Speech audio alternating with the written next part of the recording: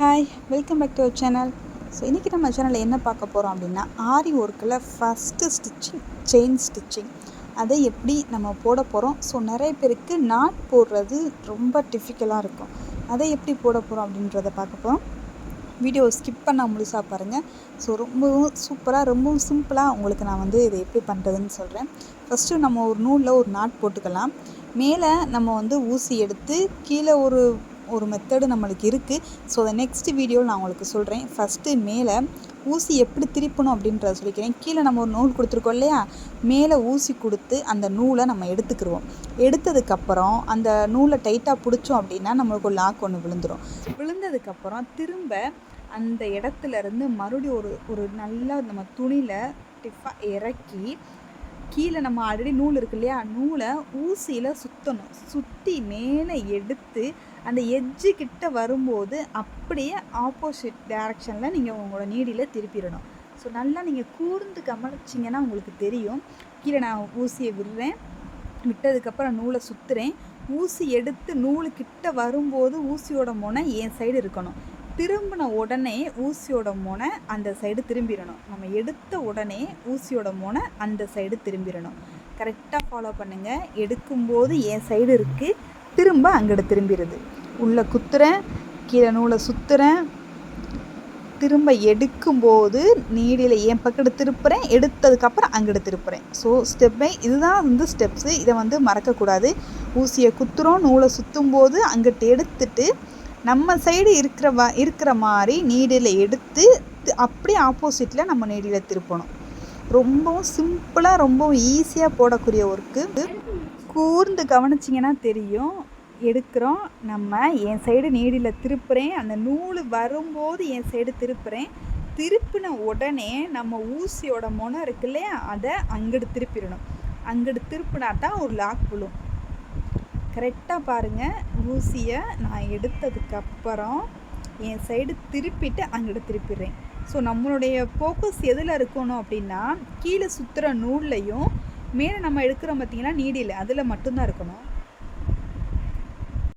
கீழே சுற்றுறதுல என்ன ஃபோக்கஸ் இருக்கணும் அப்படின்னா, நம்ம சுற்றுறோம் பார்த்திங்களா நூல், அதை ஒரு சுற்று தான் சுற்றணும். சுற்றிட்டு கரெக்டாக நீடில் எட்ஜில் லாக்கான நூலை டைட்டாக நம்ம பிடிச்சிக்கணும். லூஸ் விட்டிங்க அப்படின்னா நீங்கள் ஊசியை வெளியில் எடுக்கும்போது நூல் ஊசியிலேருந்து கலண்டுரும். ஸோ அந்த மிஸ்டேக்கை நிறைய பேர் பண்ணுறாங்க. இதை ஃபாலோ பண்ண தெரியலை. மேலேயும் டைட்டாக பிடிச்சிக்கணும், கீழேயும் டைட்டாக பிடிச்சிக்கணும். மேலே எதை பிடிச்சிக்கணுன்னா ஊசி கீழே உள்ள நூலை நம்ம நீடில் சுற்றின உடனே நூலை டைட்டாக க்ரிப்பாக பிடிச்சிக்கணும். பிடிச்சிட்டு எடுத்தீங்க அப்படின்னா ஊசியிலேருந்து நூல் சிக்காமல் அழகாக வெளியில் வரும், நூல் அருந்து போகாது. ரொம்பவும் ஈஸியாக, ரொம்பவும் சிம்பிளான ஒரு ஒர்க்கு தான் ஆரி ஒர்க்கு. நிறைய பேர் சொல்லுவாங்க ஆரி ஒர்க் போட்டால் பேக் பெயின் ஆகும், கழுத்து வலிக்கும் அப்படின்னு. அப்படிலாம் இல்லை. நம்ம போடுற விதம் தான், நம்ம புரிஞ்சுக்கிற விதத்தில் தான் இருக்குது.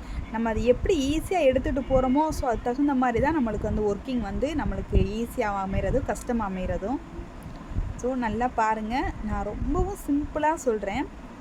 நீங்கள் உங்களுடைய ஃபோக்கஸ் எதில் இருக்கணும்னா, ரைட் அண்ட் லெஃப்ட் ரெண்டு ஹேண்ட்லேயுமே உங்களுடைய ஃபோக்கஸ் இருக்கணும். என்னென்னா, கீழே சுற்றுற நூலும் டைட்டாக இருக்கணும், மேலே பிடிக்கிறதுலையும் நம்ம கரெக்டாக நூலை கோர்த்து இழுக்கிறோமான்னு சொல்லிட்டு மைனூட்டாக கொஞ்சம் கவனிச்சிங்க அப்படின்னா உங்களுக்கு இது பழகிரும். ஓகே, இப்போ நல்லா பாருங்கள்.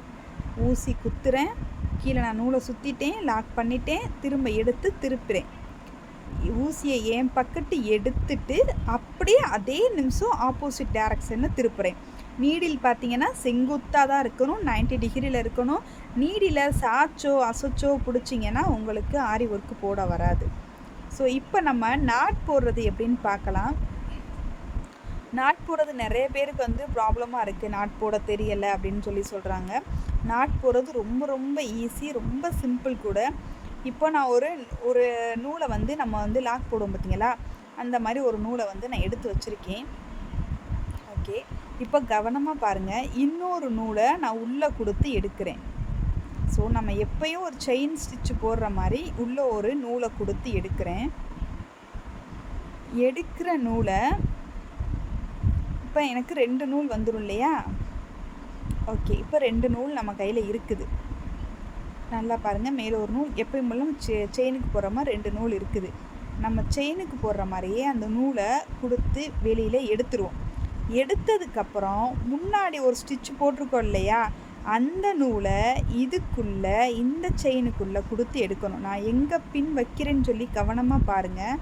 ஆல்ரெடி ஒரு செயின் நம்ம போட்டிருக்கோம் இல்லையா, இந்த லாக்குக்குள்ளே அந்த நூலை பிடிச்சி நீங்கள் எடுத்தீங்க அப்படின்னா கீழே இழுத்தீங்கன்னா லாக் ஆயிரும். ஸோ உங்களுடைய லாக் ஈஸியாக விழுந்துடும். ஸோ இது உங்களுக்கு புரியலை அப்படின்னா கமெண்ட் பண்ணுங்கள். நான் உங்களுக்கு லாக் போடுறது மட்டும் தனியாக எப்படி போடுறதுன்னு சொல்கிறேன். பாருங்கள், ரொம்ப அழகாக ஒரு ஃபினிஷிங்காக ஒரு செயின் ஸ்டிச் வந்து ரெடி ஆயிடுச்சு. ஸோ இது வந்து ஆரியில் ஃபஸ்ட்டு நம்ம கற்றுக்கக்கூடிய பேசிக் ஸ்டிச் இது தான்.